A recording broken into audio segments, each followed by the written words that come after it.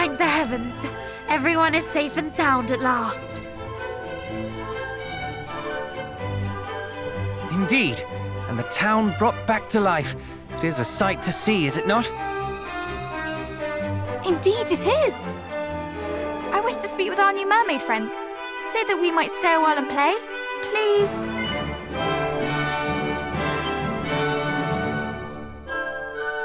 Huzzah!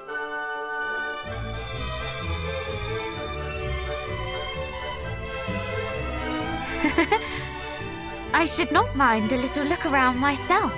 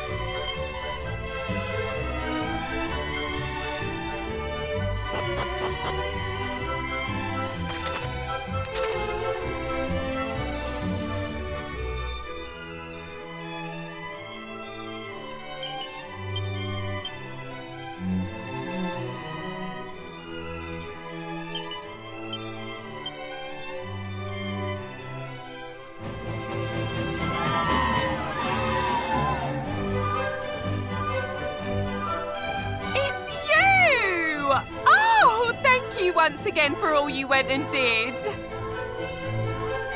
You humans fought on our behalf while we ran off and hid. You saved the sanctuary too. You really are the best. If you had been a moment later, oh, we're truly blessed. Aren't we just? Aren't this lot great? You know, we met them first. I don't know why the Queen would say you humans are the worst. They're cheaters and they're liars, always fiddling and faking. That's what she said, but it's not true. You're right, I was mistaken.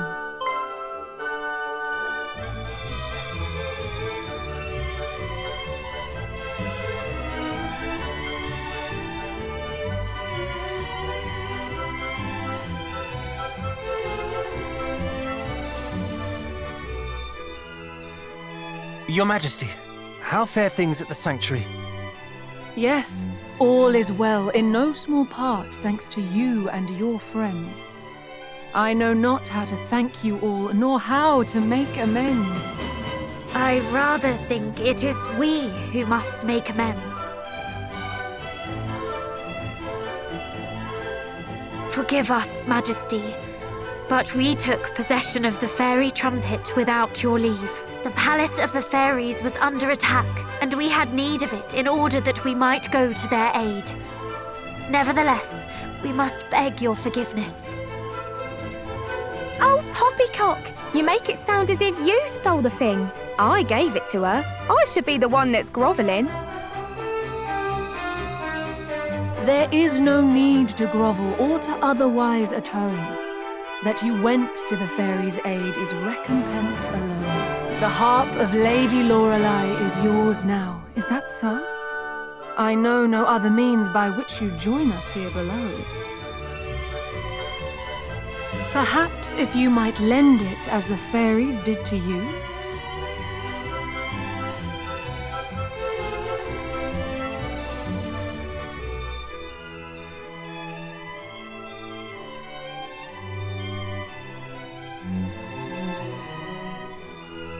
This pearl here once adorned it. Let me see what I can do.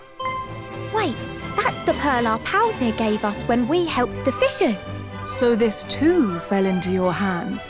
How terribly auspicious. Its purpose is to see this wondrous harp made yet more fine. Now let us join the two once more.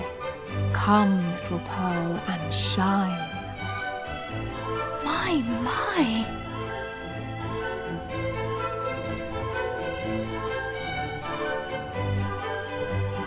Your presence here beneath the sea brings peace unto our hearts.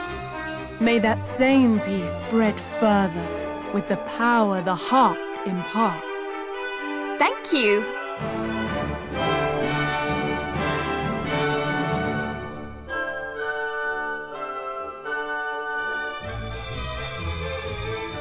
Will you accept one final gift?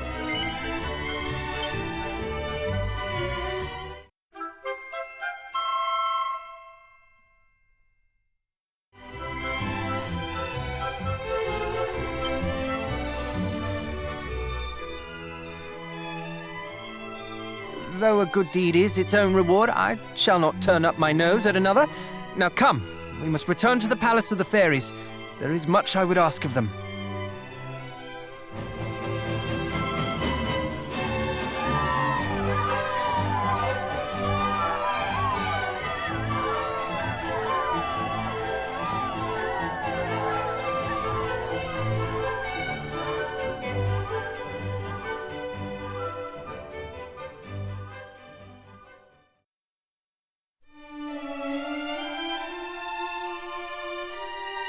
Thank you, from the very bottom of my heart. Your selfless generosity saved so many lives. We simply did what was right. Humans, mermaids, and fairies must work together if we're to fend off bullies like Hargon. I couldn't have put it better myself. All is still well at the shrine, I trust? It is. Thanks to you, I was able to get back in touch with my fellow keeper here. I hurried to help as soon as I learnt what happened. Do you remember how I said it wasn't really my place to tell you about the sigils? What I meant by that is that it isn't my place as such. It is ours. And now that we are all here together, we can tell you everything you need to know. Let's start at the beginning, shall we? The sigils were made by your ancestor, Erdrick, with a little help from us fairies. Feels like it was only yesterday, doesn't it? Funny that. After defeating the Dragon Lord, Erdrick left the 5 sigils in the care of Rubis. She used their power to place herself in a deep and lasting slumber. A slumber from which only the same power could awaken her. I am not sure I follow. Let me explain. Rubis is no commoner garden spirit. She is the spirit of the land, its creator and its protector. Any threat to her is a threat to our entire world. While others celebrated the fall of the Dragon Lord, Rubis was all too aware that another evil waited in the wings. So she made up her mind to bid her loyal servants farewell, before the menace grew strong enough to strike her down. And so she entered a sleep deeper than death, where even the prayers of we, her loyal servants, cannot reach her. It sounds less like slumber and more like she sealed herself away. Yes, that might be a better way of putting it. Either way, she hoped that by this, she could protect her world until the time came. Till the time came for what? For the scions of Erdrick to rise once more, to meet a great darkness that threatened the realm. In short, Rubis foresaw this very moment. She told us that if, and only if, Erdrick's descendants should show the same strength and bravery as their illustrious ancestor, we should tell them of the sigils and guide them on their quest. And you believe we have met that standard? And then some. No one else could have made it this far. Not to say your journey's anywhere near over, of course. We're yet 2 sigils short a full collection after all. And not only that, the sigils aren't all that's needed to awaken Lady Rubis. Truly? What else do we need? One thing at a time now. Focus on finding the sigils first, and we can talk about the rest later. Luckily, you're more than halfway done already. That's as may be, but we know not where to look next. Under the sea. When we met Mariella in the Mermaid Sanctuary, I noticed something pinned to her lapel. I cannot say for certain, but I believe it may have been a sigil. Gosh, you have good eyesight. I saw nothing of the sort. Clearly my temper blinded me to such things. I was hardly as incensed as my sister, yet still I overlooked it. Did you notice it, cousin? I would expect no less. That might secure us one sigil, but what of the other? We haven't a clue where it might be. Shall we try asking the King of Darkendor? He boasted of the breadth of his knowledge, did he not? That he did. Let us put it to the test. Then it seems your course is settled. Thank you for everything. We will return once we have gathered the remaining sigils. Take care. You may be strong and brave like your ancestor, but don't let that go to your heads. Unless you want to lose them.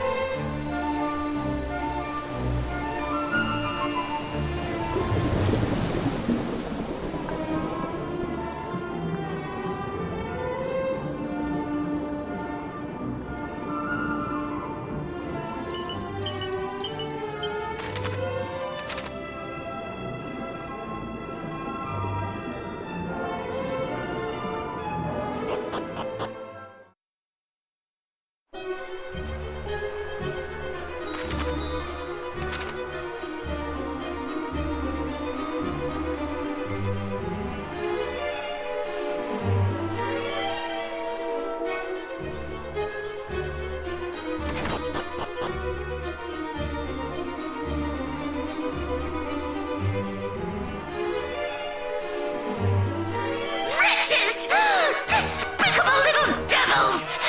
I had got a pretty new home within my grasp, and they snatched it from me. Forgive us our failure, milady, but if I might ask, wherefore didst thou think to abandon our current home? 'Tis passing fair, is it not? I tire of it. And besides, it's my right, nay, my destiny, to bring the entire seabed under my control. If we had made good our assault on their silly little sanctuary, we might have sent those slippery little mermaids swimming once and for all, and gained ourselves a charming little pied de mer besides. Oh, the injustice of it! I hate them. I hate those little do-gooders! My blood fat boils! I must be alone. Leave me, and lock the door tight, that none might disturb my grieving.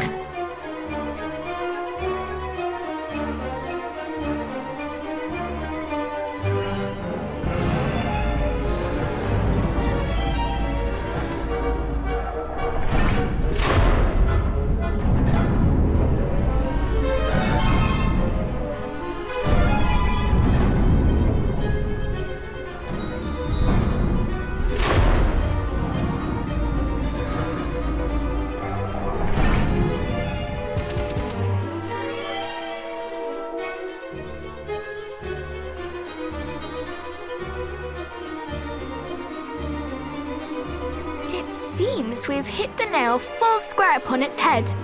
She was indeed here. And she does indeed wear one of the sigils. Once again, cousin, you prove yourself perceptive beyond measure. You are very kind. But I fear that our having found one of the sigils will avail us little until such time as we are able to open this door. And I suspect that we will need all three of those strange carvings in order to do so. What is more, we cannot afford to dally in doing so, lest we forget we stand amid a den of fiends. Ha-ha! I may have just the solution to that, friends. What I've decided to dub the divide and conquer stratagem. You've not forgotten, I assume, the descent that plagues the fiends' ranks. They may all be servants of Hargon, but they are certainly not all of one mind. You speak true, of course. Why, Mariella even presumed to ignore a direct order from Belial. Indeed she did. And it is precisely that descent that I mean for us to use to our advantage. What if, for example, Belial chose to punish her by attacking her home with his minions in tow? Or rather, what if the fiends here were encouraged to think that he had? And what if we were to exploit the confusion that might cause by taking the opportunity to relieve them of the carvings we seek? It is a bold plan, but by no means a foolish one. We might well make our entrance unnoticed and gather the carvings under cover of such a commotion. And it is not so unbelievable either. After all, did Belial himself not tell us of Mariella's plans? Well, cousin, shall we proceed with the strategy as outlined? Shall we divide and conquer?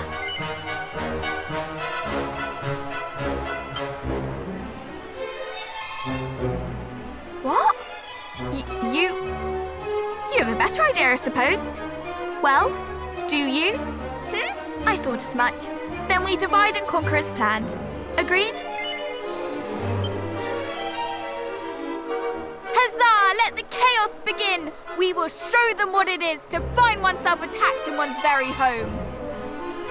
You do remember that our aim is the sigil, do you not, sister? One might almost think you were enjoying this. The end justifies the means, brother. And besides, it was they who started it. Perhaps in learning what it is to suffer as their countless victims have, they might think twice about repeating such crimes. They must be made to understand the sorrow they have caused. You are right. They must learn. Very well. But before we set our plan in motion, I suggest that we first assess the lay of the land within. Agreed. If we are to proceed as we intend, We must strike first, where we feel we might strike best.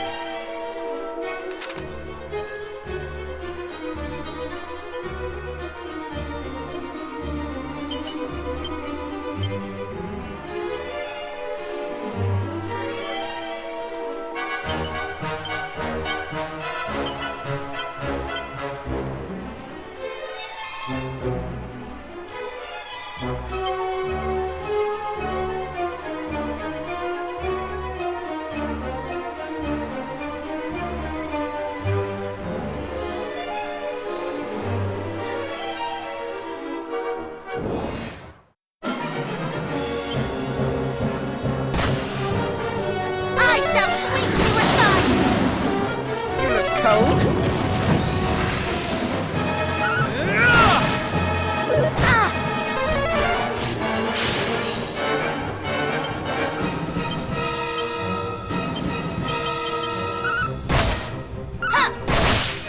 Brace yourself!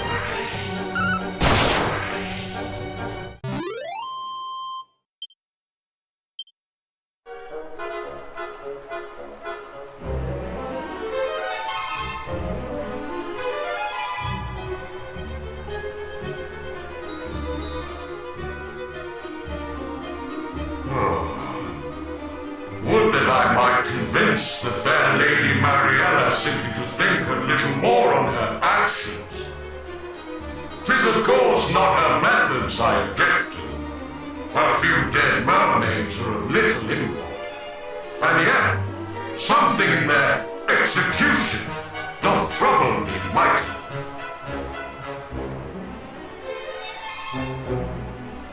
How dare you speak of such horrors so carelessly? Scions!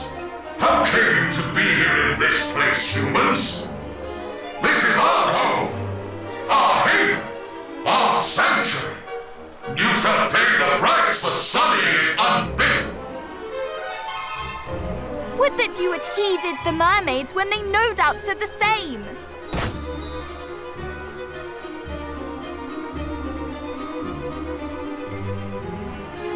Did they too cry out in indignation as you do?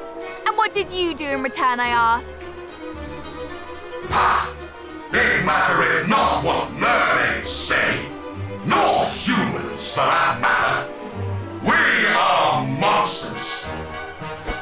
It seems words will avail us little here. Ha! Then let us exchange blows instead. I shall slay you all and make tribute of your corpses to my beloved mistress.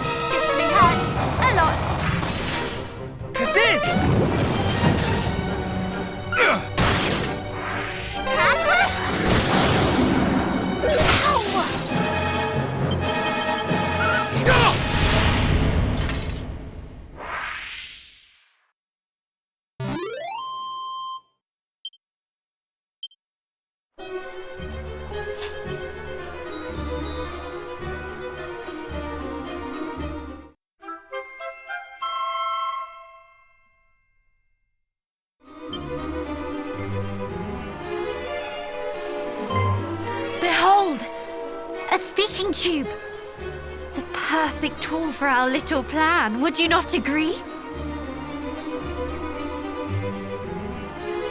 Aye, that I would. I'll wager the Lady Mariella makes use of it to bark orders at her underlings. Then we must make the most of this chance while it presents itself. Come, brother! You shall play the part of Belial, and I shall play that of your miserable victim.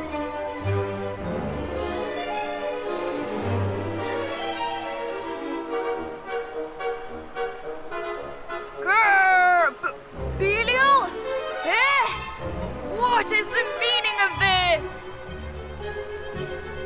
Wah-ha-ha-ha! Well, might thou ask, worm? I, the mighty, nay, the all-powerful Belial, have come to crush your skulls and grind your bones to dust. And at my back stand all those who serve me. Every last one, a great mass of slavering fiends desperate for blood. Flee while thou still might. But resist or even hesitate, and not the slightest trace of mercy shall be thine.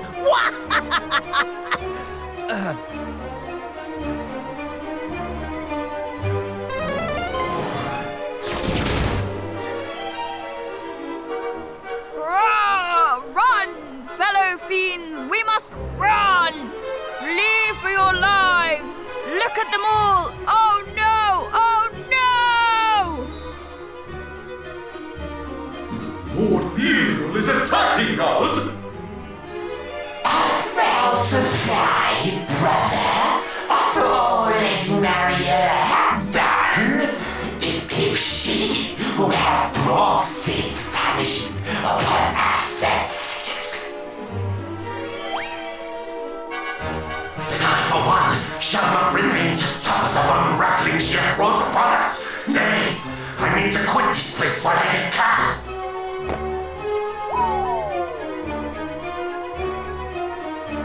Did our little ploy succeed, do you think? Belial, thou traitor! Thou scoundrel! This shall not stand! But we shall! Hold, my minions! Do not give an inch! At least not until I have made mine own escape. You might make yourselves of this much use to me at least. Attempt to flee before me, and you will regret it! Mark my words! She is truly the worst, the lowest. And yet, in so being, she makes our work very easy indeed. That she does. Surely to hear their own mistress speak so will spread yet more turmoil among the ranks. Then let us strike while the iron is hot.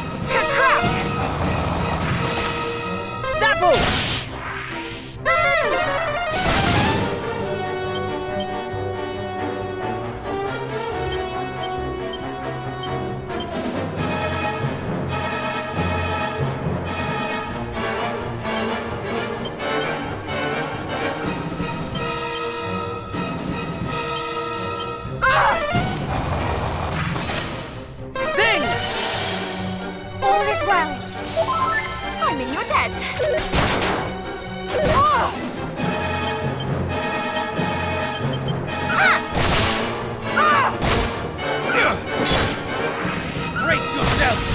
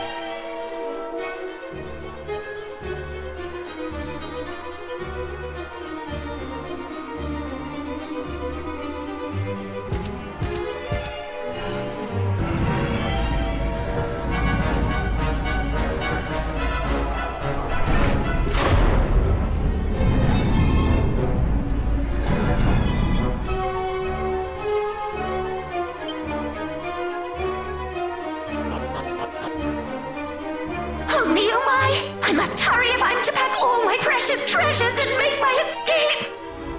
This, and this most certainly, my pillows, my beautiful blankets, my... You care more for your belongings than those who serve you. Is it any wonder they desert you? Whence did you excrescences spring? And where is Belial? What is the meaning of this? It was all a lie, designed to sow confusion among your underlings. What? And now, they are all gone, leaving you alone and exposed. They did not flee solely thanks to our subterfuge, effective though it was. No, they fled as much because of the mistreatment they have suffered at your hands. They were disloyal and disunified. Little wonder, since you treated them as naught but pawns. But now, O Queen, you stand alone. You plainly think your words right pretty, child, but you are nothing. Nobody! You speak as if I have need of those pitiful excuses for vassals! You will rue your hastiness in crowing, little one. Now come, and I will teach you. You ask why I mistreat those who serve me, why they are to me so much refuse. 'Tis simple. I have need of none of them, of none save mighty Hargon.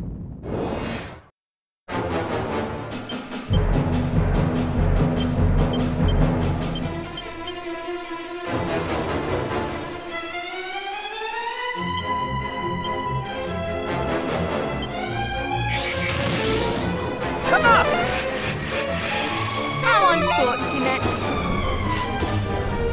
We fight as one!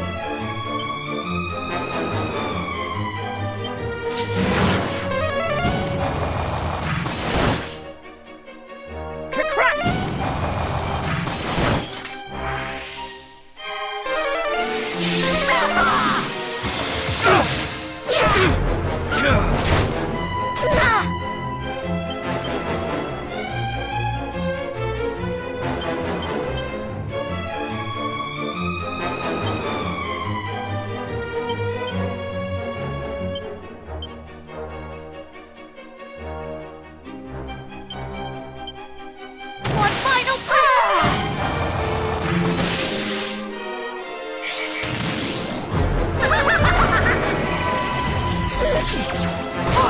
Have care!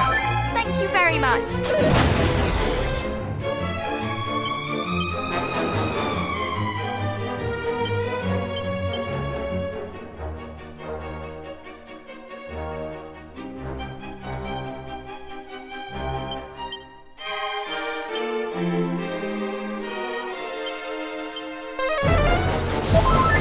You are too kind!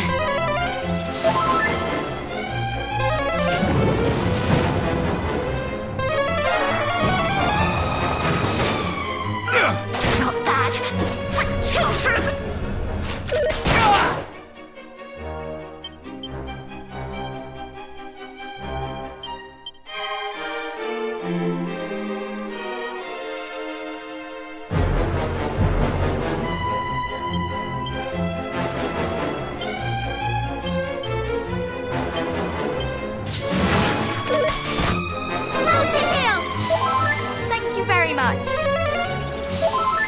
You are too kind. Burn! Fool!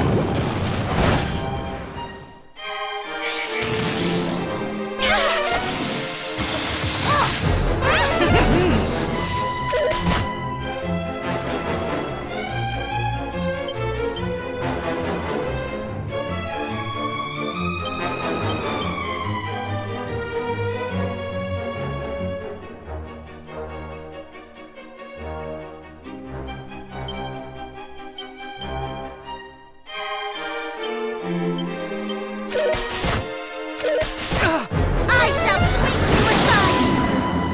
I have you!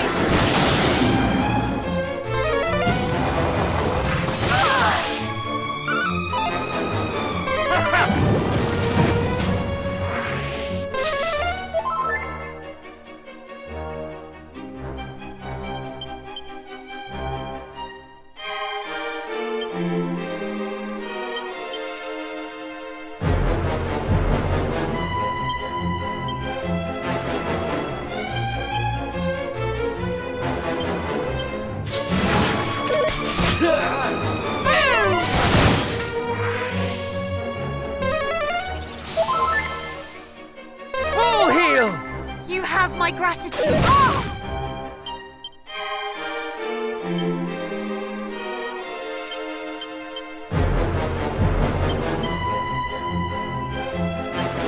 How's that? Full!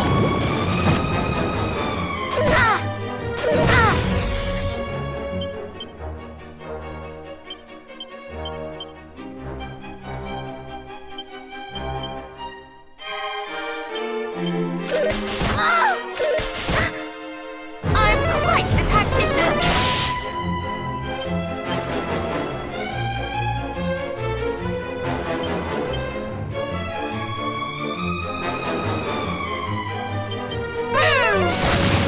Zapple!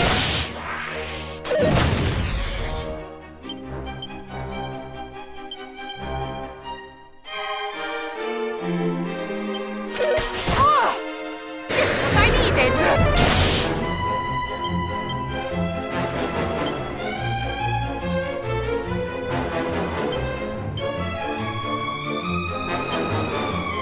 Burn! Have care!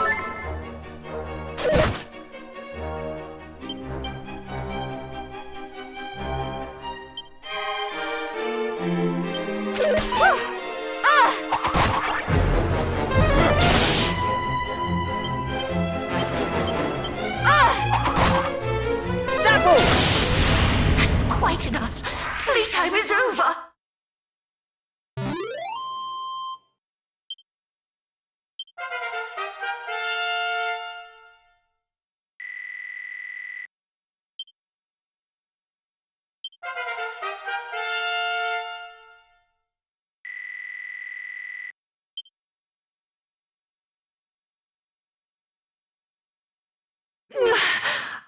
I yield! I yield! You are troublesome indeed for mere children. All this talk of little ones, of children, does our being so upset you? Aye, that it does, little one. You are children and should behave as such. You should by rights be meek and pliable and easy to kill. We were all these things and more when first our journey began. But we have been through much since then, and gained the support and encouragement of many besides ourselves. And in so doing, we have grown strong, stronger than our years might suggest. There is no hardship we cannot endure as long as we are together. Hold your tongue, child, lest your silver spoon crack a tooth. Silence, witch! Hand us that stone that is pinned to your lapel. Do so, and we might yet spare you. 'Tis old thing. 'Tis merely a rock, child. Do you truly seek such trifling power as this? Can she truly not know? Is there yet more that was shared with Atlas and Belial, but not with her? Relinquish the stone, and we shall see to it that you come to no harm. You have our word. Oh, do I now? A lesson. You must take the things which you desire, and if necessary, be prepared to kill in order to do so. If not, how is anyone to know that you truly desire them?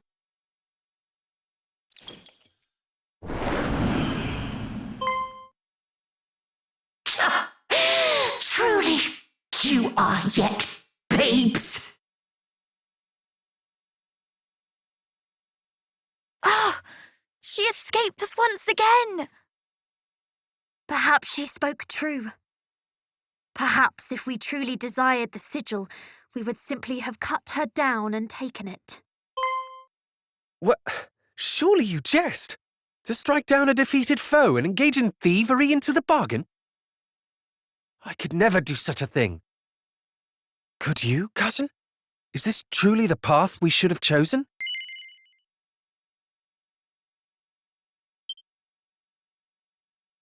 Yes, good. She had yielded. It would not have been right. But she had not truly yielded. She simply found herself at a disadvantage. It matters not. What matters is that the sigil is ours. Let us take solace in that for now.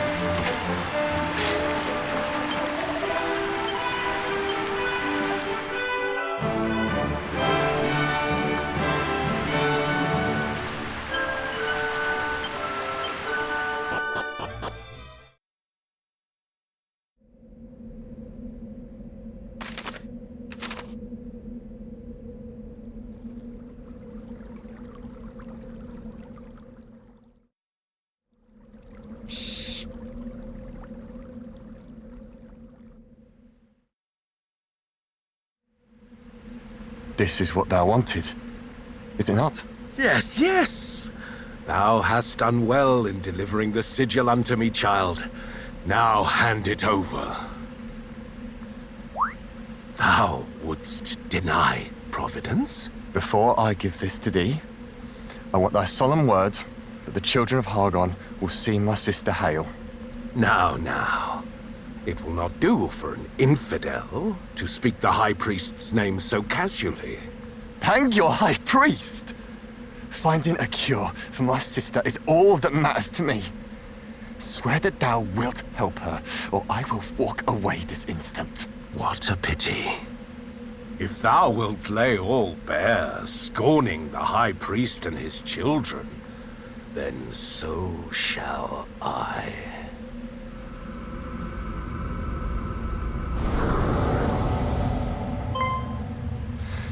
No. It cannot be. But what of it? So thou art a monster? I care not. I only want to know if our agreement still stands. You still believe I spoke true? That I would lift a finger for your plaguey sister after you brought me what I wanted? Then you are a fool to the end. Stop! Who are you? It hardly matters. All who stand against the children of Hargon shall meet the same fate.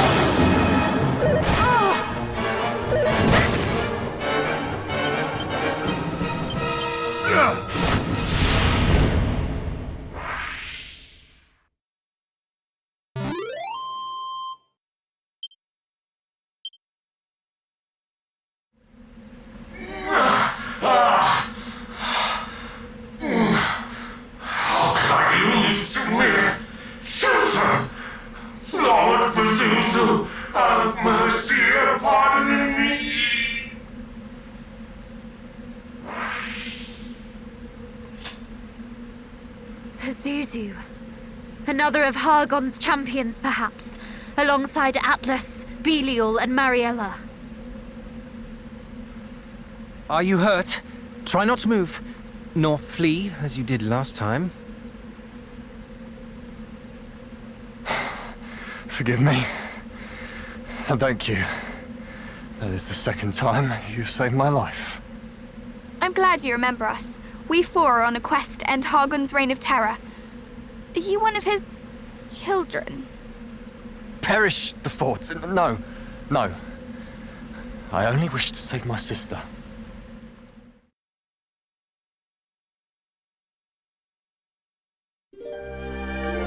My sister fell ill some months ago.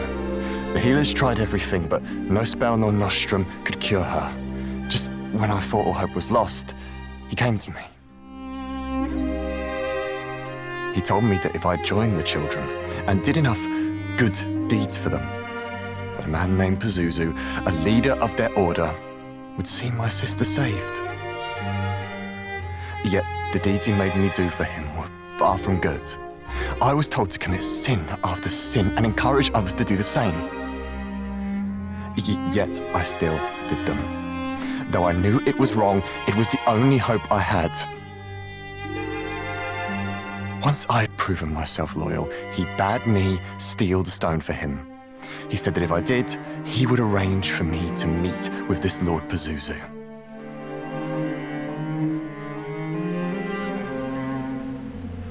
And so you reached out to the Trader of Secrets.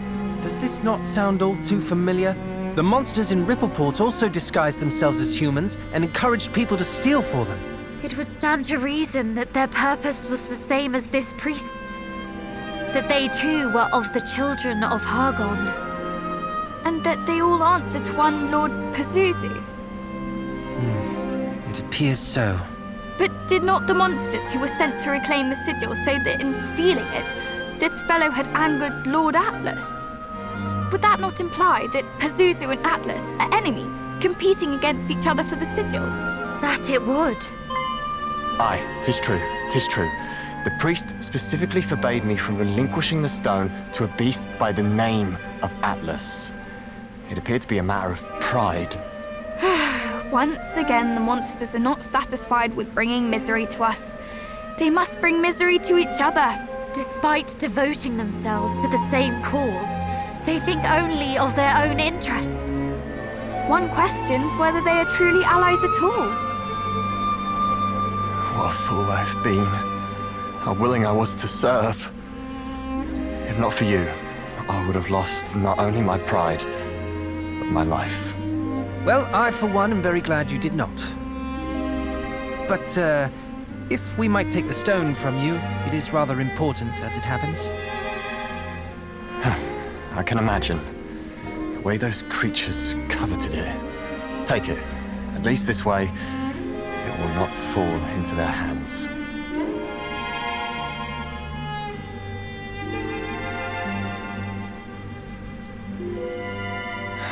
The priest was right. After all I've done, I'm past saving. I only wish that my sister might not share my fate.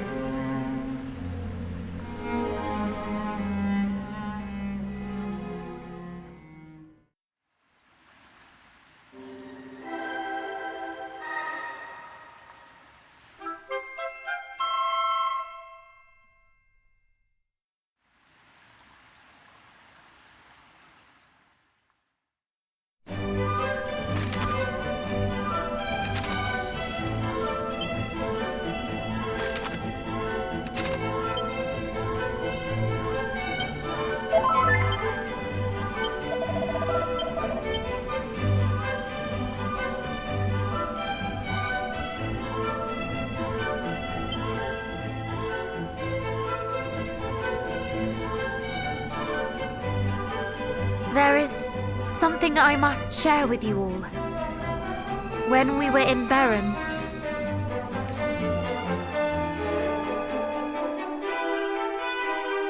please go on ahead.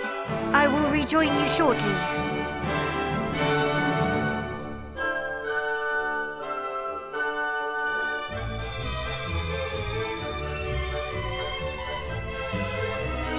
Father, there is something I would give you.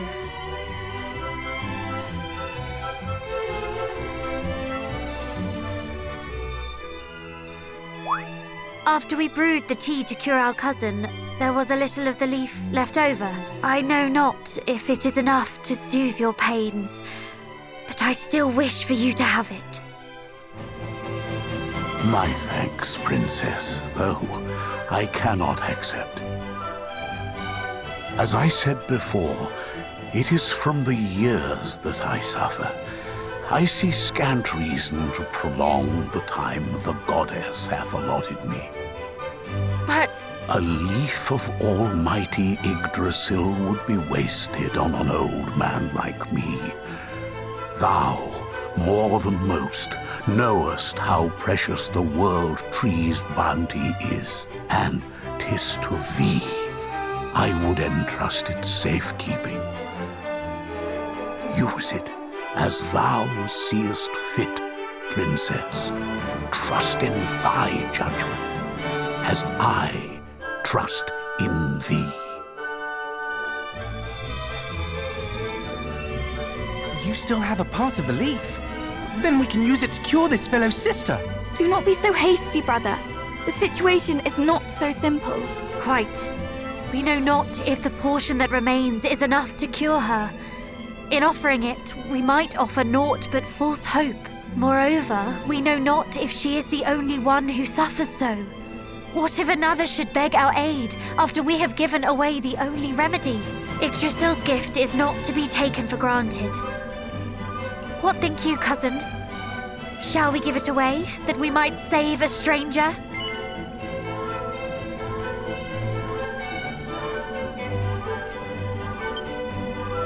I am inclined to agree. I understand your hesitation. But if a suffering soul is in need of our aid, and we have it in our power to help them, then I say we must. If it leads to naught, then so be it. We can at least hold our heads high that we tried. My brother is right. Let us offer our aid.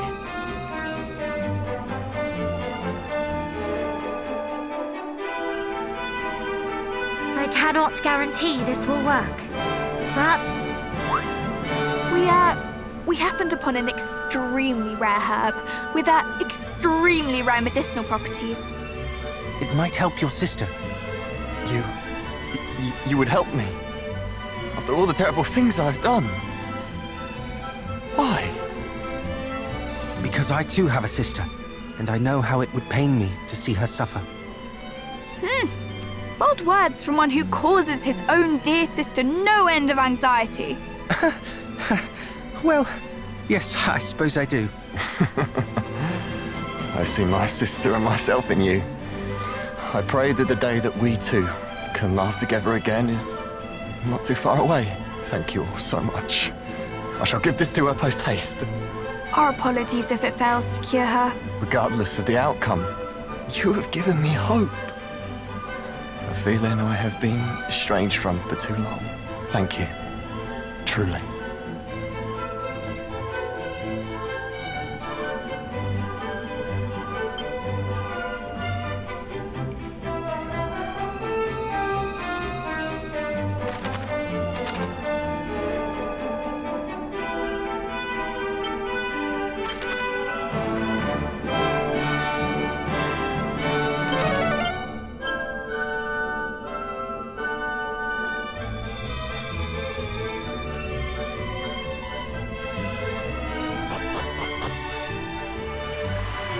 We actually did it!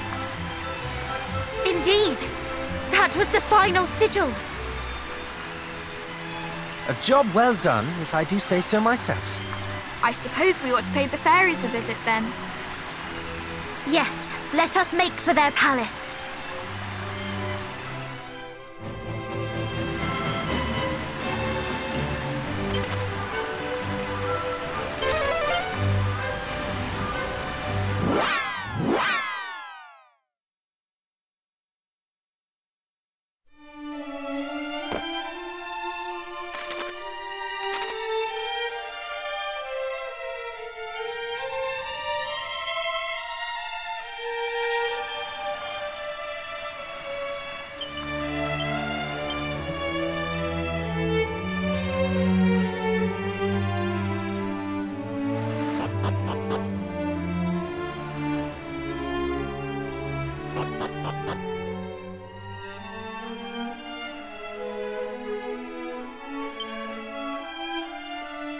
It seems congratulations are in order.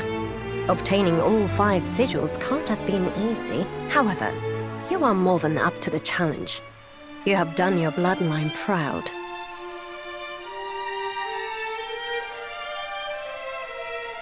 I was half expecting at least one of you not to survive this far. Well done for proving me wrong, I suppose. Now, it is only a matter of time till you awaken Rubis and put an end to Hagen's tyranny. But of how much time? It sounded as if we had a lot more to do when last we spoke. I wouldn't say a lot more. In fact, you're but a few short steps away from rousing Rubis. The first of which is to find the fairy flute. It is the only instrument in this whole wide world that has the power to reach her in her slumber. Where will we find this flute? Precisely where your ancestor left it. Erdrick used the same flute to awaken Rubis from her last slumber all those years ago. Apparently, he dropped it off in Cantlin when his work was done. Then we are to follow in Erdrick's footsteps.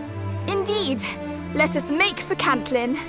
Once we have procured the flute, we shall at last awaken Rubis. Not quite. You'll need to dispel the barrier of light that surrounds Rubis first, but we can discuss that when the time comes. Why not now? Because, unless I'm mistaken, you cannot yet fulfill the very purpose for which you would awaken her. You awaken Rubis to win the power to defeat Fel Hargon, correct? Tell me then, how do you intend to get into his den of darkness? Yes. The so-called High Priest claimed the kingdom of Erdrick for his own long ago. It is far to the south of here, ringed all about by a range of 9 impassable mountains. Unfortunately for us, Hargon is no fool. He plots from the safety of his lair, sending out his minions to do his bidding. He knows venturing out into the world would only expose him to danger. If you mean to slay him, you'll have to find a way to get to him first. I see. But how will we even begin to find a way into a place where no human has set foot in decades? Why, by asking those who have. The monsters. Pray tell, dear brother, why a fiend would deign to aid us. Because we aided him. Let us make for Burrowell. Then it seems your destinations are decided. Best of luck out there. May this help you on your journey.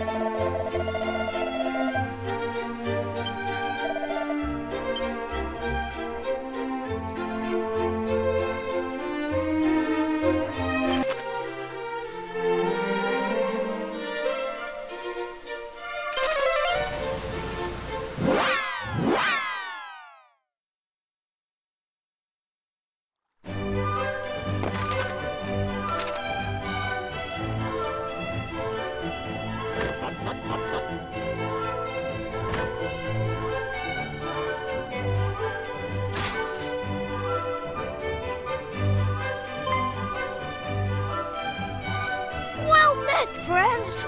It's so lovely to see you. The door to your cell stands open. Is all well? Oh, all is splendid. The villagers have decided that I need no longer be locked within it, but I am so surpassing fond of it that I have decided to stay. It is no longer a cell, but a home. My home. Is that so? It seems the townspeople continue to make you welcome. I am very glad to hear it. Yes, and all is thanks to you, my saviors. There is something we would ask of you. In order to defeat Foul Hargon, we must needs traverse the mountain range that stands between here and Tislea. But we've heard tell that to do so might be difficult, perhaps impossible for humans such as ourselves. We wish to ask if you might know of a way. A way for humans to reach Hargon's dwelling place, you say? Oh, I suppose I have never really thought about such a thing before. Is aught the matter? You seem rather quiet. No. It is simply that Not so long ago, I advocated for your removal. It does not seem right to simply walk up and cry good day.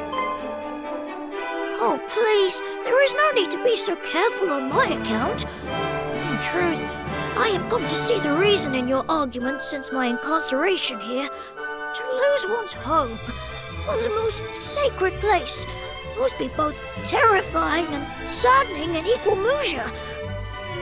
Why, if Burrowell were to fall, I fear I would struggle to go on living, and I have lived here only a short while. To lose the home in which one was born and raised must be... Oh, I can hardly imagine. I do not hate you. Not any longer.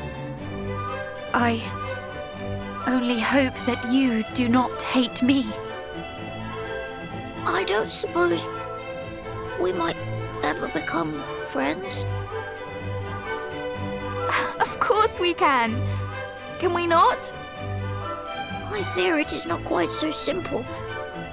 My kind, we did unspeakable things to yours, and I did nothing to stop them. Yes. But I, in my turn, wish to punish you for crimes you yourself did not commit. We are no better than one another. Perhaps not. And perhaps this explains the awkwardness between us.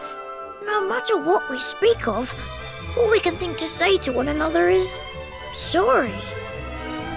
What if you were to treat me as something of a confidant?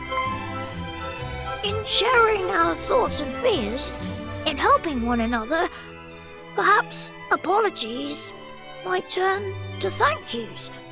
And in time, even to friendship. Does that sound like something you might like?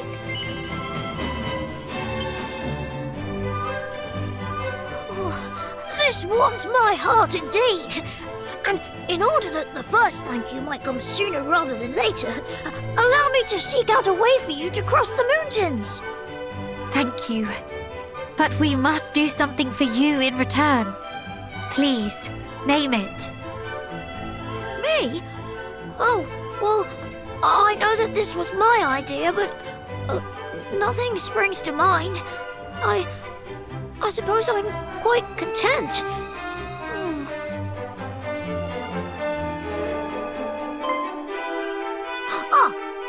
But perhaps you might go and seek out a certain village for me, a place by the name of Sluice. There is a man, Rogue, at the end of this corridor who has been ever so worried about it, and as such, I have been a little worried also. Perhaps if you might go and speak with him of what troubles him so? You are sure? You would not prefer that we did something for your sake? But this will be for my sake. I want for nothing, only for others to be happy and well. Then how could we possibly refuse? I must go and seek out some specifics with regard to how humans might gain entry to Hargon's domain. I shall return ere long. If you could see your way to speaking with Rogue while I am gone, I would be much obliged.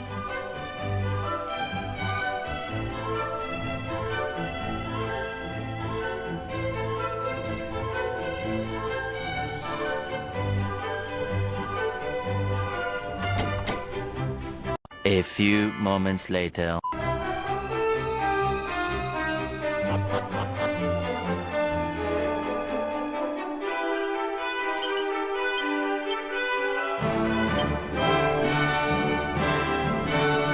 Alack!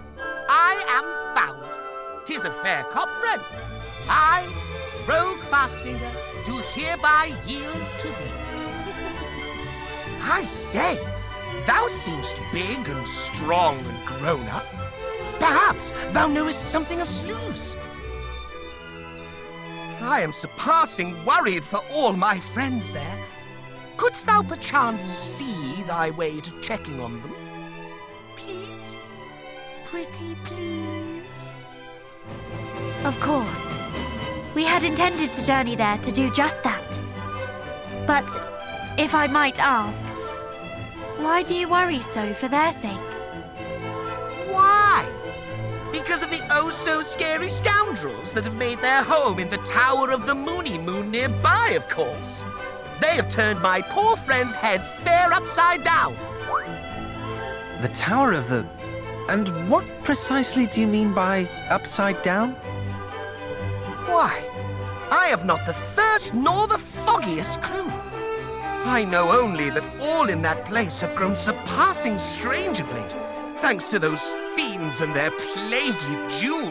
When I saw some of their numbers sail away, I did seize the opportunity to lock the floodgate, that they might never come back, and that their friends in the tower might never escape, the rogues.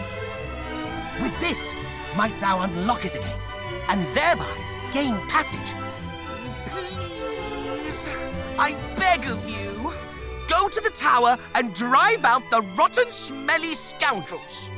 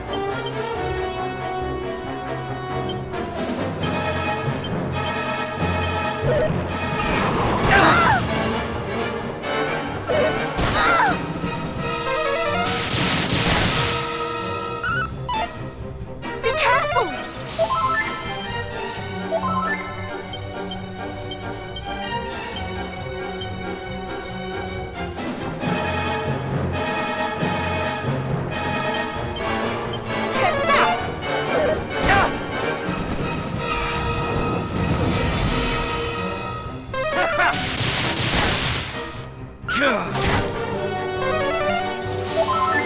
in your debt.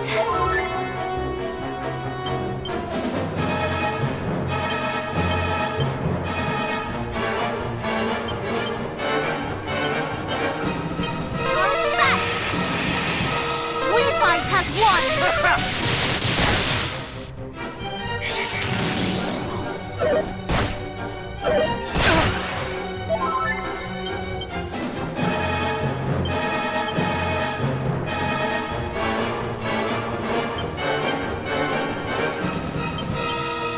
Here comes the cold snap.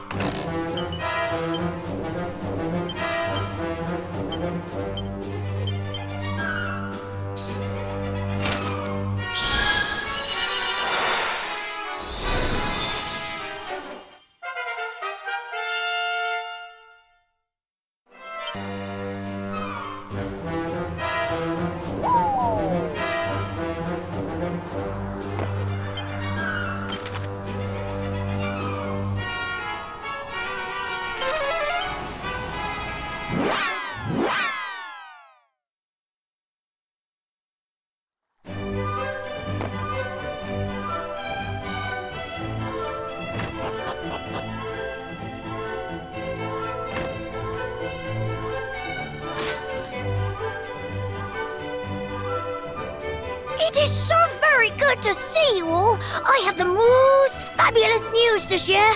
There is a way over the mountains!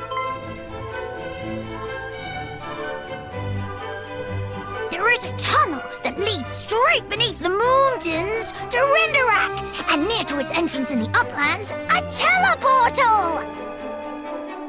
These are glad tidings indeed. We're in your debt, Elmi, truly. But where is the partner portal to this teleportal to be found, I wonder? I too wondered this, and did travel through the portal to attempt to ascertain its destination. Alas, I found my way blocked when I reached the other side. I am sorry, truly. This, the most important thing of all, is the one thing I could not discern. Not at all. You have confirmed that there is a way. This alone is priceless knowledge. Indeed it is. We owe you a debt of deepest gratitude. If I have truly proved myself useful, then I am over the moon! Oh, but you have. And we, in our turn, did what we could to help the people of Sluice, as you asked.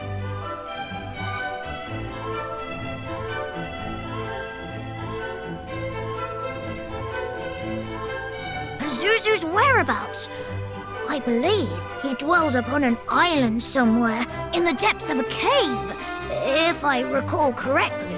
But the ocean in those parts is treacherous indeed. I fear that no human vessel will be able to get close.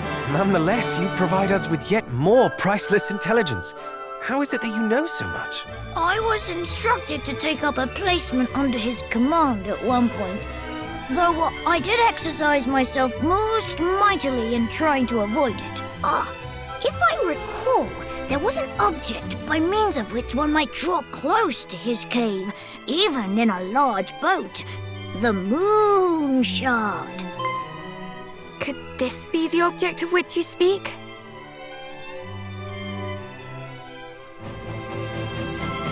It is! It is! Stupendous! Marvelous! Amazing! Then we shall be able to enter the cave in which Pazuzu dwells. Let us journey there forthwith and destroy the crystal, that the poor people of Sluice might be released from their enchantment. Do not forget that we must also locate the other end of the teleportal to Erdrick. Perhaps we might ask the King of Durkendor. He is ever well informed. I can think of no one more likely to know such a thing. He was wary of Lord Hargon's encroachment also. Perhaps he has been exploring avenues we ourselves have not considered. Then it is decided. One more thing ere you set forth. The cave at the other end of the teleportal, that too will you find it somewhat difficult to enter, for the way is blocked to all save those able to proffer proof of their sincere belief in the majesty of Almighty Hargon. That proof most often takes the form of a gruesome statuette. I believe Pazuzu might be in possession of one. So if you do go to face him, be sure to seek this idol out. Truly, we could not owe you more, little friend. You were a veritable fount of invaluable information.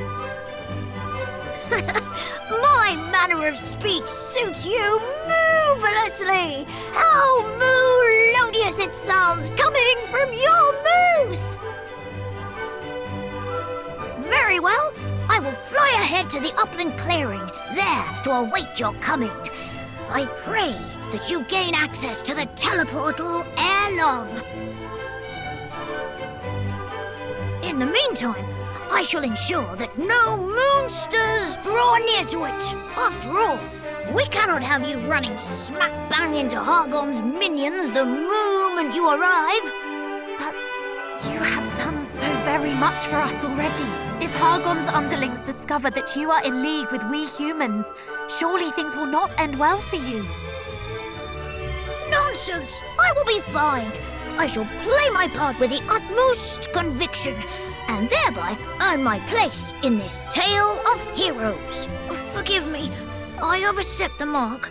It is presumptuous indeed of me to say such things. Poppycock, you are one of us now. Very well, then I will await your coming. See you soon, friends.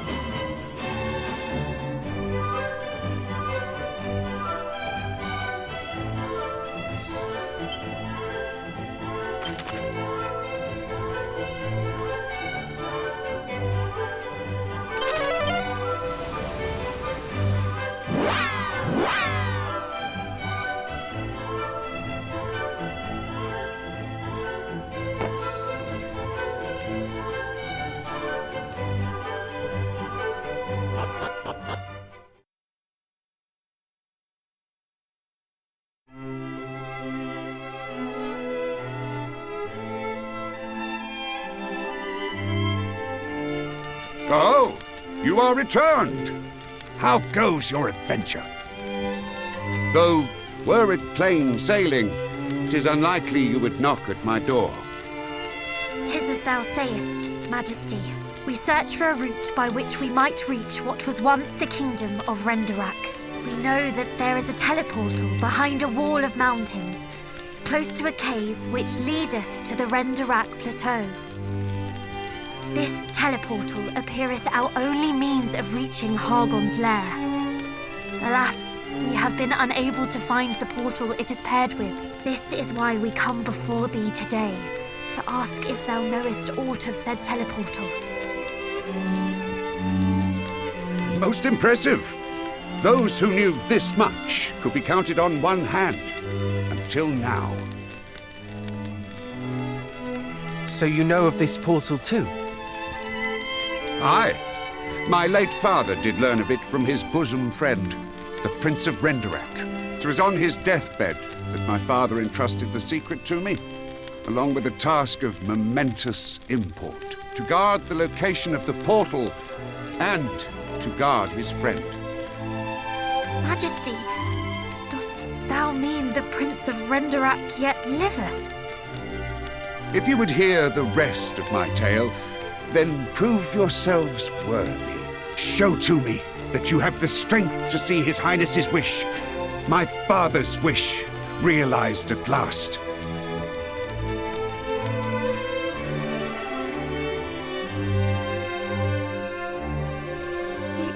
You do not mean to test us yourself, do you? Ha! You thought me content to rule the strong with authority alone. Nothing could be further from the truth. Only the mightiest are fit to command the mighty. Now, come, bare your souls in battle. Convince me you are the ones who will end Hargon's tyranny.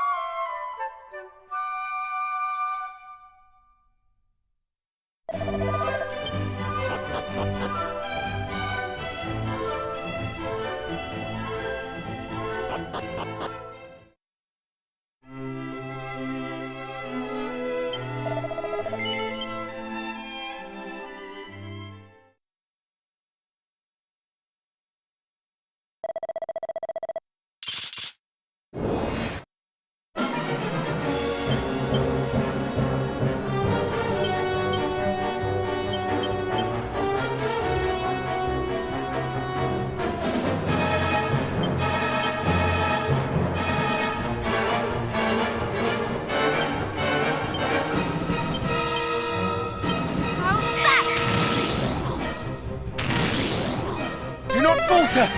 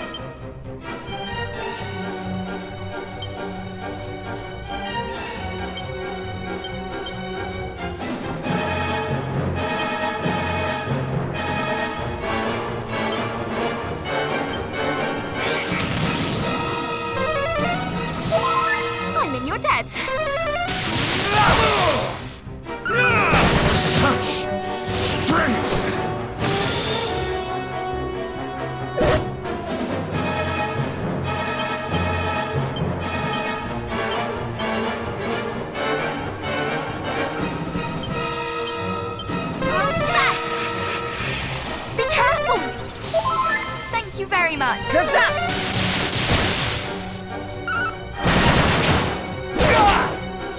Behold my...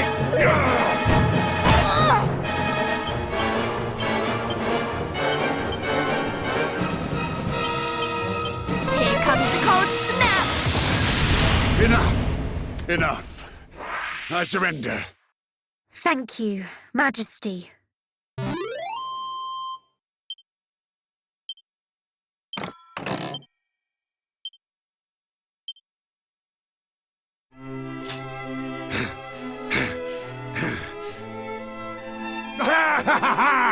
Majestic! Words can scarce do your might justice. Congratulations are in order, my young heroes. We would not have grown nearly so strong were it not for all those who have aided us on our long journey, thyself included. Though our aim may be unchanged since the very first day our adventure began, we know now that it is within our reach. So if you know aught that might help us slay foul Hargon and restore peace to the world, then we beg you to share it. All that we want is to put an end to this meaningless suffering. Please. Very well. No doubt you have heard the tale of Erdrick's fall. How Hargon laid the kingdom to waste and put its royal family to the sword. This much is true, save for one exception. The prince. He alone survived. He concealed his identity, beginning life anew far from his ravaged home. Patiently did he await the coming of one who could vanquish Hargon, that he might tell them of the one remaining route by which they might journey to his motherland. Pray, tell us, where may we find the prince? Why, you have found him already. Scour your memories. Who was it that sent you to me? Did you not find it odd that an unassuming fellow such as he should send you to seek a king half the world away? 'Twas to test you, to see if you had the fortitude to cast the High Priest into the pit whence he came. Though you all hail from a line steeped in heroism, in life's grand tapestry, you are but babes. He could not believe so easily that you were the ones he awaited. But you have convinced me, and that, I trust, will be enough to convince him. You know where you must head next, I trust?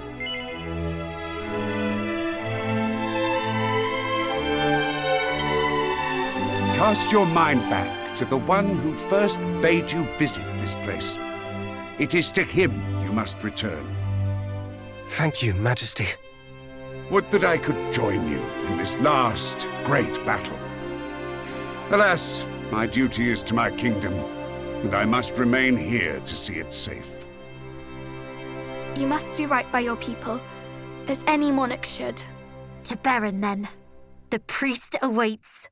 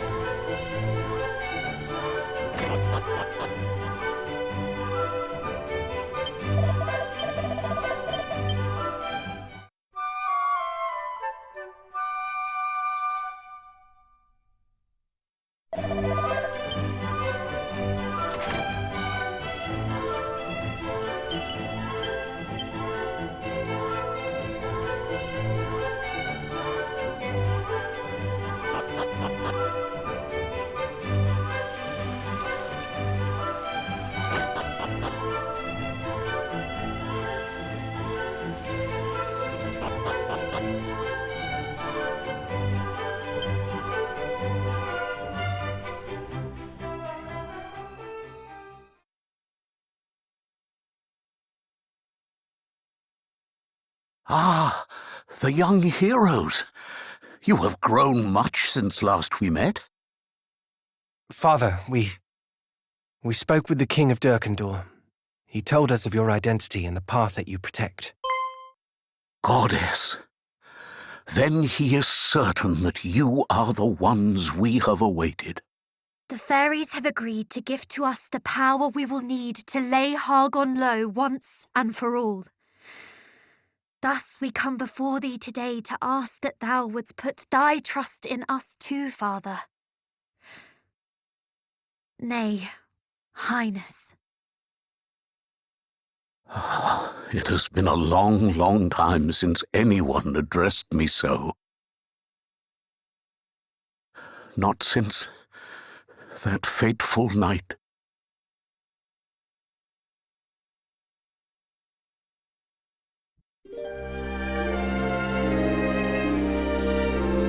Hargon launched an assault on my kingdom, the likes of which had ne'er been seen before. The Royal Guard and I did our utmost to hold the enemy at bay, that the people might be granted more time to escape.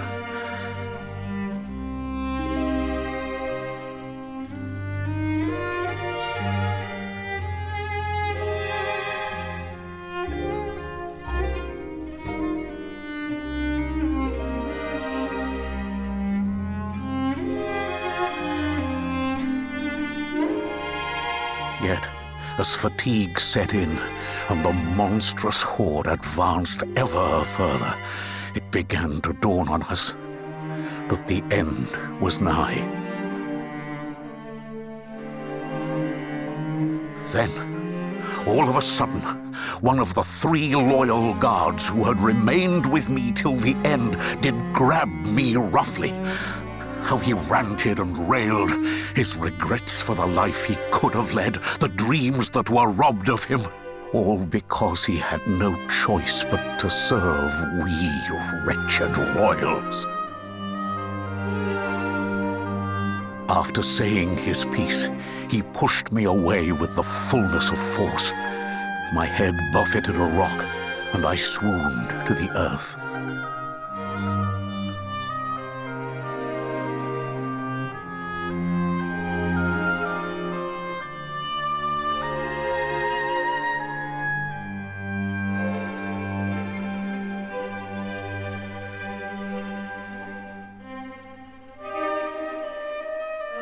When I awoke, my guard had been slaughtered to a man.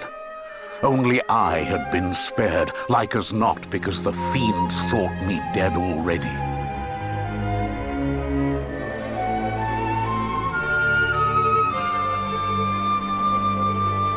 A deep hatred was birthed within me that day.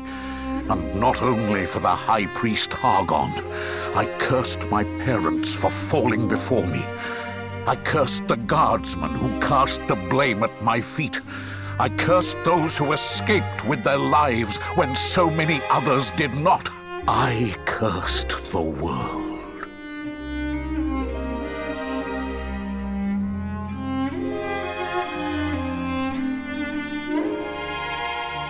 Looking back on it now, 'tis clear that this too was Hargon's doing. Myself and my fellow guardsmen were driven to despair, turning on each other in our helplessness. I was left broken, desperate for revenge, yet incapable of exacting it, and so I languid, my heart consumed by fear and loathing. Yet, amidst the darkness, there was a single spark of light, the hope that one day a hero might come forth to slay the fiend.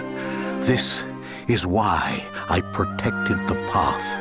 In all honesty, I had begun to believe that my life's mission had been in vain. As the years went by, the spark faded. Until I met you. Pray, come closer.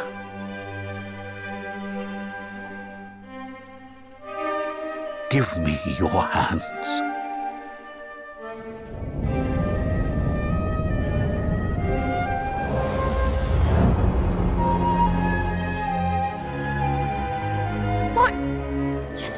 happened? I have bestowed upon you the blessing of my family. With this, the path before you lieth open. When you are ready, enter the door at the back of the church. It leadeth to Erdrick, and thence to the hall of Hargon. 'Tis sealed with a spell that only those who bear the blessing of Erdrick may open it, whether from without or from within. Only you may pass through. At last, I have played my part. Would that I could have lived to revel in Hargon's end, but alas, the flame of my life burns low and will soon be extinguished. How can you say that when you've already waited so long? Fight a while longer and live to see him fall. Precisely. We shall return to you when Hargon is no more. Do not give up the ghost until then. We beg you. Perhaps you are right. Though my life's flame may have dwindled, you young heroes have kindled hope in me anew. Mayhap I can wait a little longer. Hear, hear. But for now, I must rest, that I might have the strength to celebrate your triumphant return.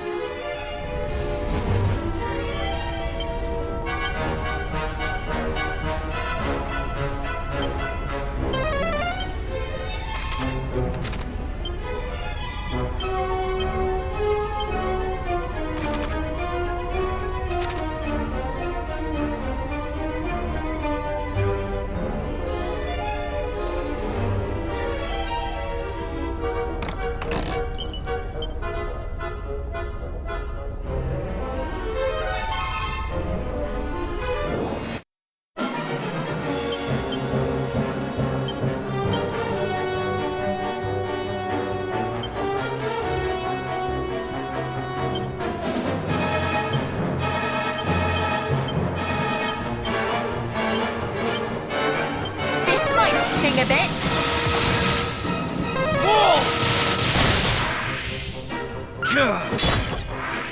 I have you!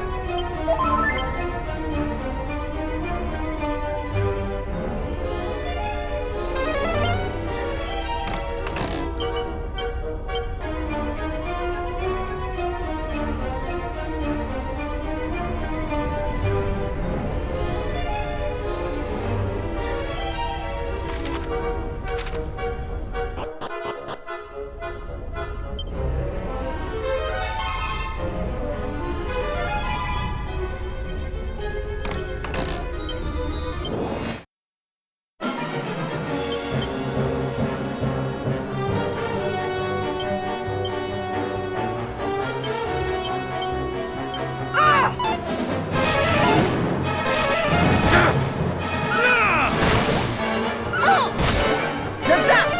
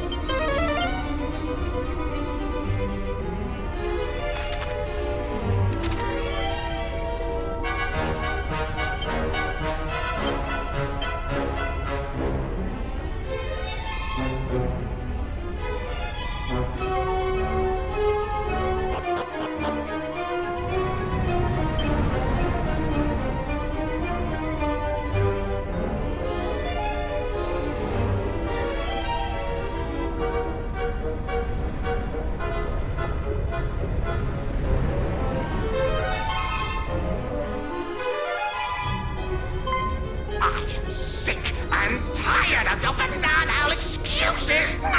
If you were attacked in the Tower of the Moon, then you should have fought back!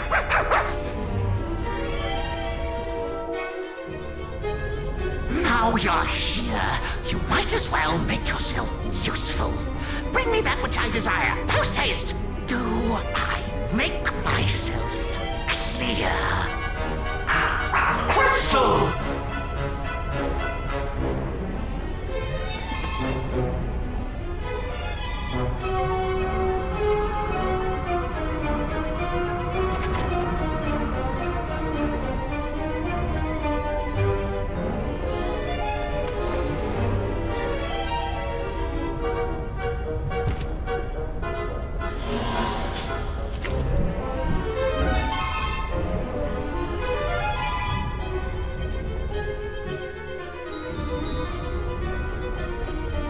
That's it!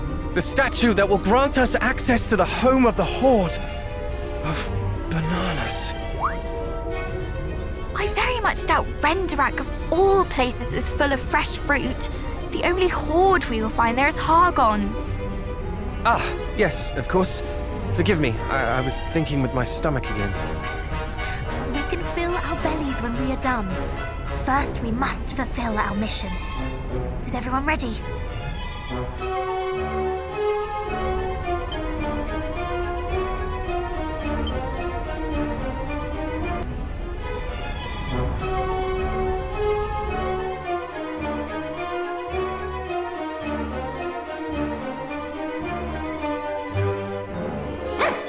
Guests!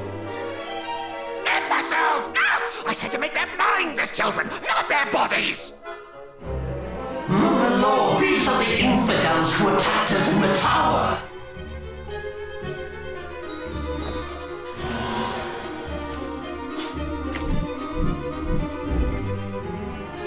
Ah, so you are the miniature meddlers the High Priest spoke of, the scions of Erdrick. We thought your fathers would pose us the greatest threat. Little did we know it would come from their callow spawn. Underestimating you is the only mistake the High Priest has yet made. Tell me, were you involved in the attack on Moonbrook? Please, no. That was Belial's handiwork. Swear on your life. Fine, I swear. We champions each have our own part to play. Mine is to spread the word of the children and leave no good soul unturned.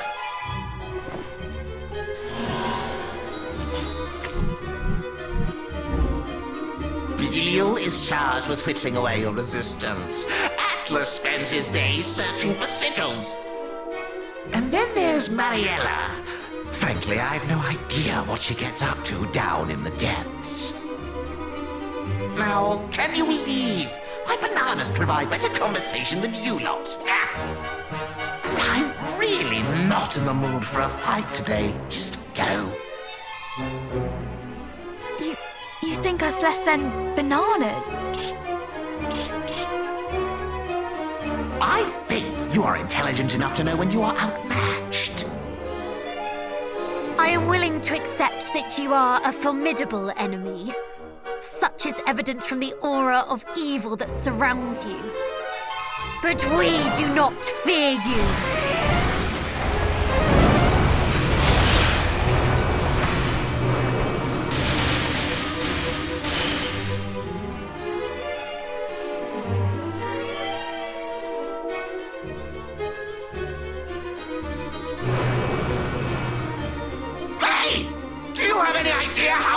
souls I sacrificed to make that thing?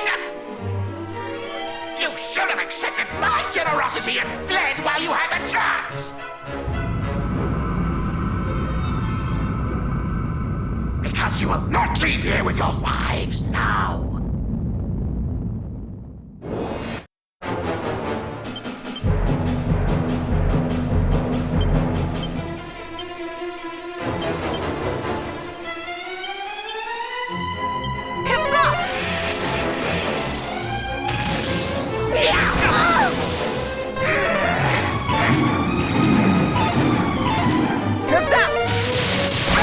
What the heck was that?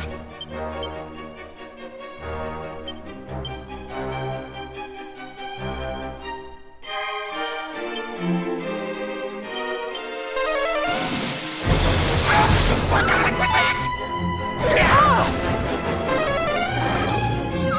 Kazzy! I shall return this favor.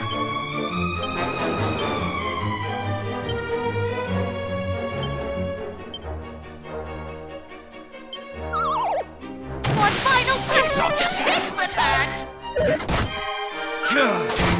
Kazap!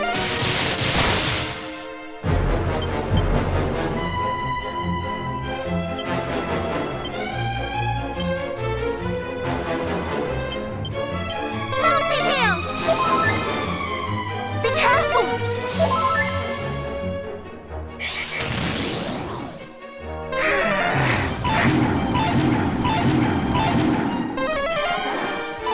Kazap! Can we get this over with?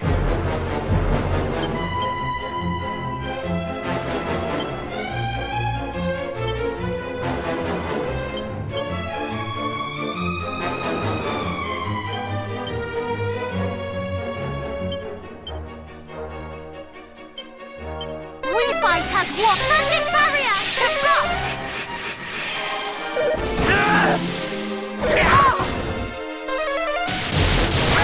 What the heck was that?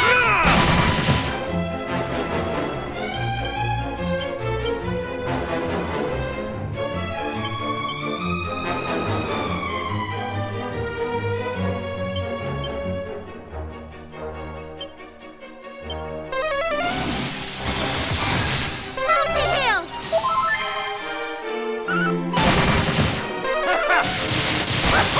I've had enough of this!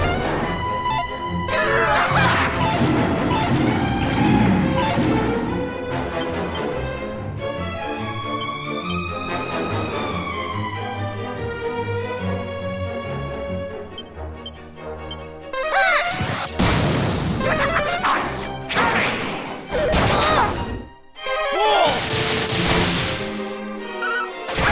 What the heck was that?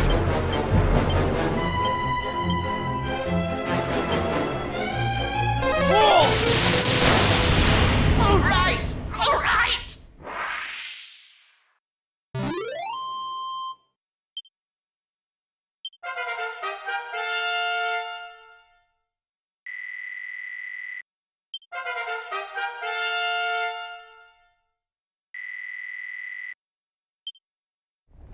Ha!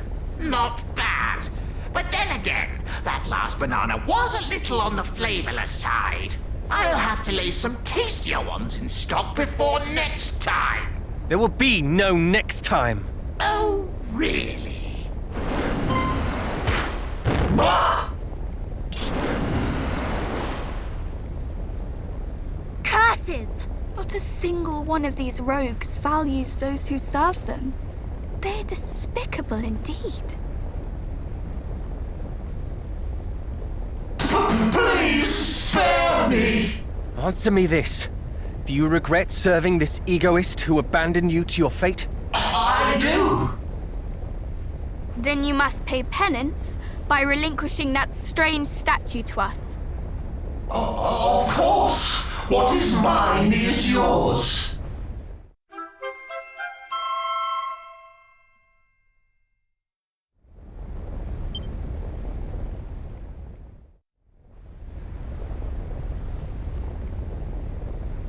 Hurrah! Not only did we crack the crystal and save the people of Sluice, but we have the key to Hargon's domain too. Indeed. I believe we now have everything we need to face him. The idol, which will allow us entrance to Erdrick, and the fairy flute, by which we might wake Lady Rubis. The end is in sight! Let us make for the fairy's palace.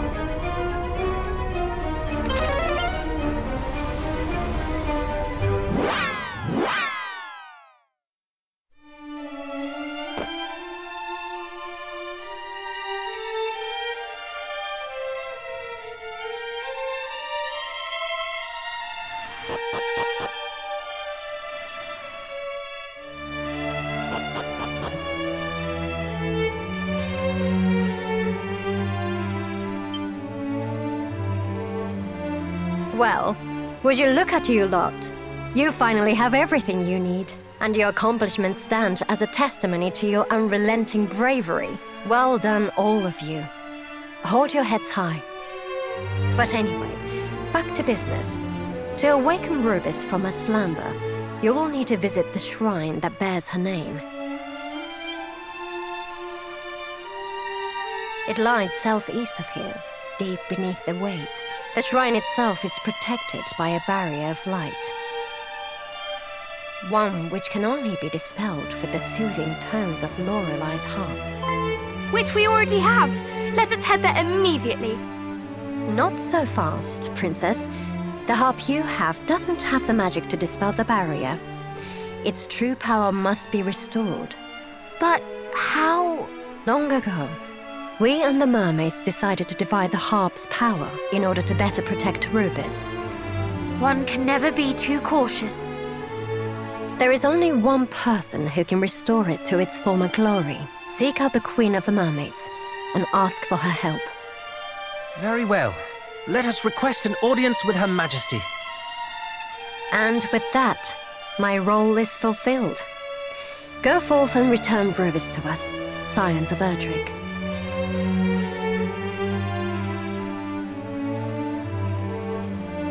The fate of the realm is in your hands now, and I can't think of anyone else's I'd rather see it in.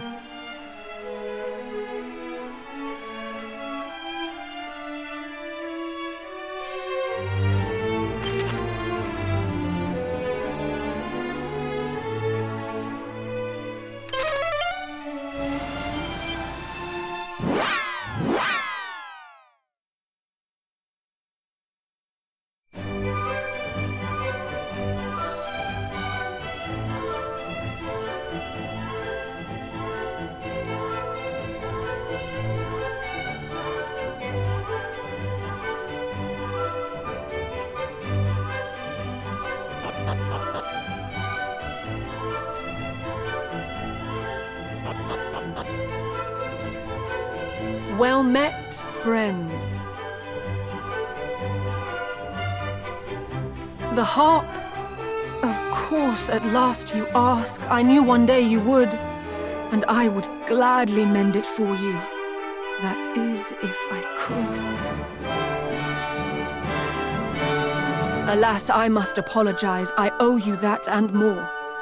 Though sorry will do little to appease you all, I'm sure. Whatever do you mean? Hand me the harp.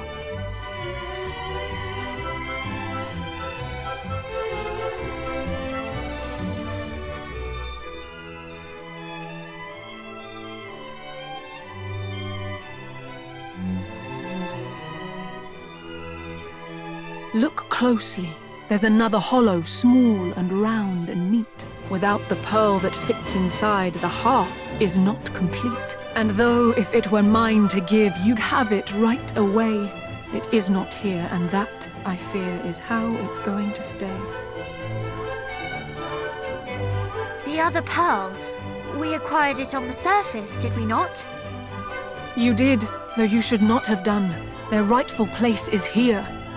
Or was, until my mother's time. Such inauspicious years. We kept them safe, that one day when the human hero came, the blessed Lady Rubis might be called upon again. But then a silly mermaid girl, a fool by any measure, forsook those priceless pearls of ours, and thus we lost our treasure. She... What happened, if I might ask? How long must it have been now?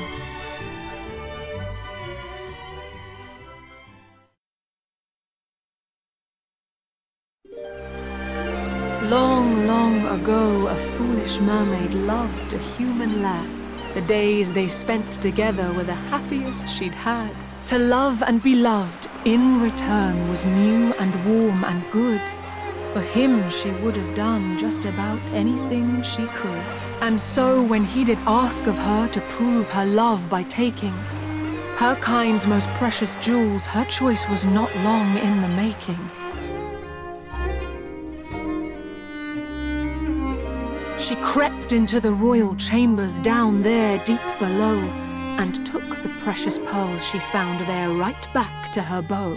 She made of them 2 earrings, one each for him and her, and proudly fastened hers in place, her true love to aver. She did not think a moment on the purpose of the pearls, but blindly made a gift of them, that silliest of girls. As time wore on, her lover came to see her less and less.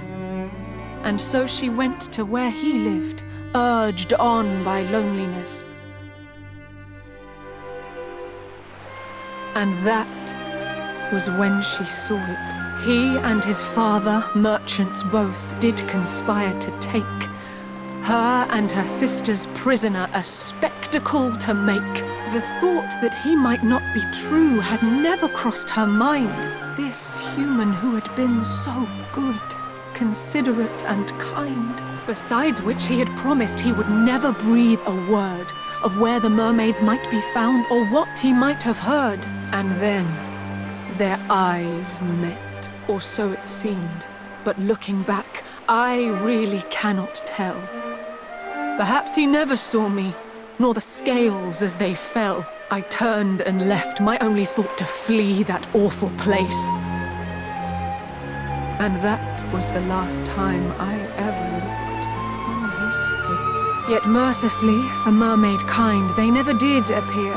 Their plan abandoned, who knows why, through idleness or fear. And though the wrongs he did me ache, and will forevermore, yet still I surface now and then to scan the rocky shore. In doing so, one day a shipwrecked sailor I did spy, my every sense a-screaming at the sight that met my eye. And though I thought to leave him there and let fate take its course, I could not bear the thought of it, the sorrow, the remorse. I dragged the man ashore and placed into his senseless hand that pearl, the sister pearl of which had long since gone to land.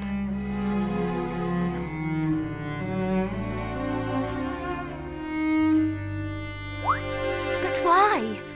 The pearl was so precious to you, and you did not even know this shipwrecked sailor. The sight of it had grown too much, that foul, ill-fated thing. The man I loved betrayed me. I could no more bear the sting. What's more, I felt the pang of having made light of that treasure. The mermaid's sacred charge was lost for one girl's foolish pleasure.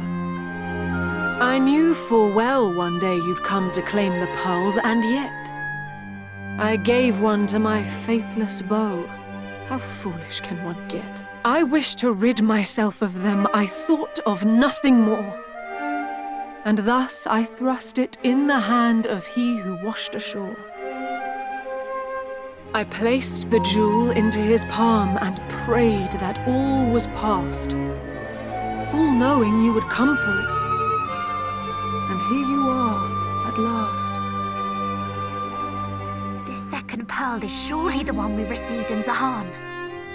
And so cruel fate leaves one last thing twixt you and what you seek. The very pearl I gave away when young, and blind and weak. Please, do not be so hard on yourself. The one who betrayed your trust bears the blame for this, not you. Indeed. And what is more, I believe you may have given us a clue as to the pearl's location. If we can but locate this man, he may still possess it, may he not? Perhaps, but this all happened a long time ago. Can we be sure he is even still alive? A human's life is short, 'tis true, and yes, his may have ended. We feared as much from something we have lately apprehended. His ship doth lie north of here, full 40 fathoms deep, and slowly gathers barnacles down where the fishes sleep. It sank? But how? Some sort of accident? Perhaps we do not know of why it sank, or indeed when, or if it was still captained by that hollowest of men. But it was his, and so the pearl might yet be there aboard. And so, thinking to search for it, I made to go abroad. But there were so many monsters, I lie. It was not fiends that stopped me leaving on my quest, but fear of what the sight of it might stir within my chest. 'Twas on that ship he came to me the day that we first met. I hate him so, I cannot bear to see his boat. And yet... We understand. We will go in your stead. I do not doubt that it is as dangerous there as you say, and we would not see you risk more than you already have. I truly am not worthy of the kindness that you show. I am but weak and foolish, child. You help more than you know.